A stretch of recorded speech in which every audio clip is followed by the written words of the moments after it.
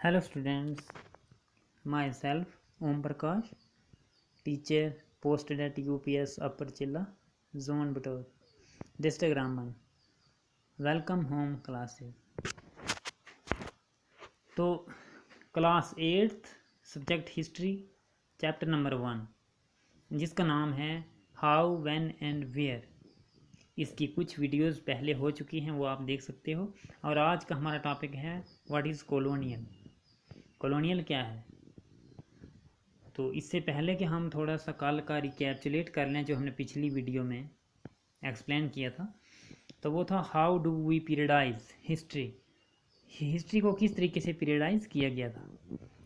उसमें सबसे पहले एक जेम्स मिल था जिसने 1817 में एक बुक पब्लिश की थी जिसका नाम था a history of British India.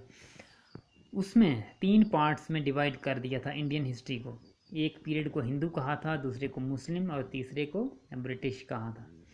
लेकिन हमारे इंडियन हिस्टोरियंस ने उस चीज़ को नहीं माना और इन्होंने अपने तौर से इंडियन हिस्ट्री को 3 हिस्सों में डिवाइड कर दिया जिसका नाम था ancient Indian history, medieval Indian history, modern Indian history. तो एंशिएंट भी सब लोगों ने मान लिया कि ये ठीक है, मेडिवल को भी मान लिया, लेकिन जो मॉडर्न इंडियन हिस्ट्री, इसमें जो उन्होंने मेन फोर्सेस बयान की थी जिसके बेस पर मॉडर्न इंडियन हिस्ट्री नाम पड़ा, तो उसमें मेन फोर्सेस जो थी वो थी science, reasoning, democracy, liberty, equality. तो ये जो रीजनिंग, साइंस, डेमोक्रेसी, ये जो प्रिंसिपल्स थे, लिबर्टी, इक्वलिटी प्रिंसिपल्स थे या मेन फोर्सेस थी जिसकी बेस पर मॉडर्न इंडियन हिस्ट्री कहा जाता था, तो ये उस वक्त इंडिया के पास नहीं थे। इसलिए इंडियन हिस्टोरियंस ने इस चीज़ को, आने वाले हिस्टोरियंस ने इस चीज़ को नहीं माना। उन्होंने कहा इस वक्त जब हमारे पास ये मेन फोर्सेस नहीं थी, science, reasoning, democracy, liberty, equality नहीं थी, तो फिर मॉडर्न इंडियन हिस्ट्री किस तरह से कहा जा सकता है, ये गलत है। तो इसलिए कुछ लोगों ने इसको कॉलोनियल पीरियड कहा।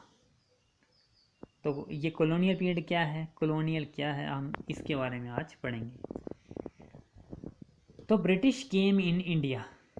सबसे पहली बात यह है कि ब्रिटिश जो अंग्रेज़ लोग थे, वो जो ब्रिटिशर्स थे, वो इंडिया में आए, एक व्यापार करने की शक्ल में आए। हमारे जो राजा थे, जो हमारे नवाब थे, उन्होंने वेलकम किया। उन्होंने उनको कहा आओ जी आओ, अच्छे तरीके से उनका स्वागत किया कि आओ, अच्छे तरीके से आप व्यापार करो, ट्रेड करो, जो भी करो। तो उन्होंने ट्रेड करने के बहाने से देख लिया कि हमारे जो हिंदुस्तानी लोग हैं उनको कुछ इल्म नहीं है।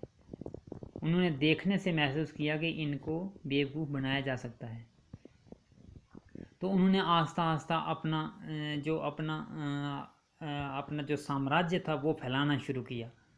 आस्ता आस्ता आस्ता आस्ता उन्होंने जिन नवाबों ने और जिन राजाओं ने उनको आमंत्रित किया था, उनको बुलाया था, उनको रखा था या जगह दी थी कि आ जाओ आप भी व्यापार करो, तो उन्होंने बाद में उन्हीं राजाओं को, उन्हीं नवाबों को हरा दिया। और हराने के बाद एस्टेब्लिश देयर रूल, अपना रूल कायम कर दिया। आस्ता आस्ता उन्होंने अपना एरिया को फैलाना शुरू किया। अपना जितना भी उनका एरिया असर में आता गया तो वो उसको फैलाते गए, अपना बिज़नेस बढ़ाते गए। और यानी जो इंडिया था हर तरह से उसको एक्सप्लॉइट करते गए, लोगों को सताते रहे। तो उन्होंने सबसे पहले दे स्टार्टेड सब्जुगेटिंग द लोकल्स। अब जो लोकल लोग थे, यहाँ के जो लोकल, यहाँ जो रहने वाले, उन लोगों को डराना धमकाना शुरू किया। तो डराने धमकाने के बाद उन्होंने कहा कि ये हमसे डर जाएंगे। तो उन्होंने आस्ता आस्ता established control over economy and society. आस्ता आस्ता से उन्होंने इकनॉमी के ऊपर भी कंट्रोल शुरू कर दिया, हमारे समाज के ऊपर भी कंट्रोल शुरू कर दिया। अब किस तरह से किया? क्योंकि उन्होंने आस्ता आस्ता जैसे हमारे यहाँ से जो चीज़ें वो ख़रीदने के लिए आते थे, जो यहाँ से ख़रीद के ले जाते थे, उनको ख़रीदने का सिस्टम चेंज किया। यहाँ से वो बहुत सस्ती चीज़ें ले जाते थे। खुद ही उन्होंने व्यापार करना शुरू कर दिया, खुद ही चीज़ें ख़रीदना शुरू कर दी। जो हमारे यहाँ के लोग थे वो वो बेकार हो गए, क्योंकि बिजनेस का जो भी काम था वो खुद करना शुरू हो गए। हर तरीके से उन्होंने हमारी सोसाइटी को एक्सप्लॉइट करना शुरू कर दिया। They brought the changes in values and taste, customs and practices. अब उन्होंने जब वो अपना असर उन्होंने शुरू किया, अपना असर शुरू करने के साथ साथ हमारे जो कपड़े पहनने का तरीका था, जैसे धोती कुर्ता या औरतें जैसे साड़ी पहनती थी, उन चीज़ों का रिवाज आस्ता आस्ता कम हुआ, क्योंकि वो उनको देखकर जो हमारे लोग थे वो भी वैसे ही पहनना शुरू हो गए, और वो आस्ता आस्ता जो टेस्ट था उसका, जो देखने का, हर एक चीज़ को समझने का एक नज़रिया जो था वो चेंज हो गया। और हमारे बहुत से रिवाज जो थे वो उनके जो ब्रिटिशर्स के रिवाज थे उनके ऊपर आधारित होना शुरू हो गए, यानी उनको देखकर हमारा भी सिस्टम वैसा ही होने लगा, और हमारे लोगों को उन्होंने डराना धमकाना शुरू किया, जिसकी वजह से हमारे लोगों को उनके कहे पर हमारे लोग जो थे उनके कहे पर चलना शुरू हो गए। हमारे समाज में बहुत से ऐसे रिवाज थे जो कुछ गलत भी थे, लेकिन कुछ बहुत अच्छे रिवाज थे, लेकिन उनकी वजह से वो रिवाज सब आस्ता आस्ता ख़त्म हो गए। We can say that they colonised India. तो हम इसी तरीके से कह सकते हैं कि उन्होंने इंडिया को कॉलोनाइज्ड बना दिया, यानी कॉलोनी बना दी, उन्होंने अपनी कॉलोनी बना दी, और वो हर चीज़ के ऊपर अपनी कॉलोनी में उन्होंने अपना ही राज बना दिया, कि जिस तरह से वो कहते थे हमारे हिंदुस्तानियों को उस तरह से करना पड़ता था, क्योंकि उनकी कॉलोनी तो उनका रूल। तो इस तरीके से जो हम पढ़ना चाहते थे व्हाट इज़ कॉलोनियल, अब इसी को कॉलोनियल कहेंगे। The subjugation of one country by another leading to the political, social, economic and cultural changes, this process is known as colonisation.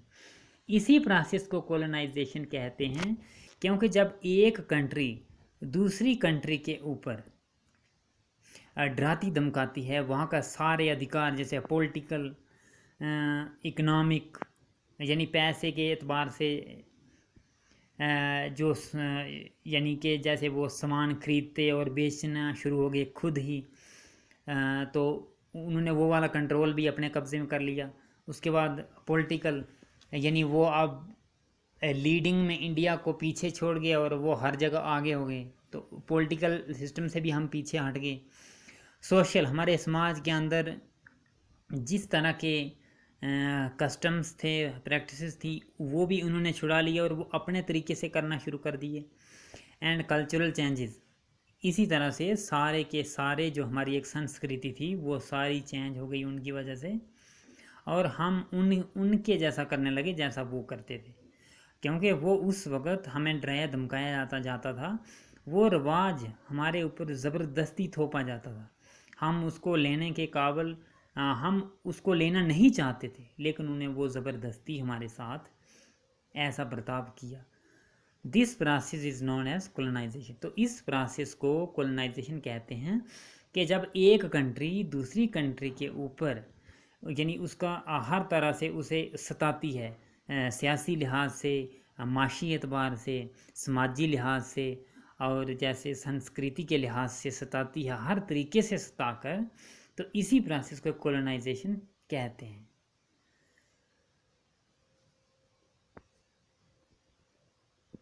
तो इसके साथ ही हमारा आज का टॉपिक ख़त्म होता है।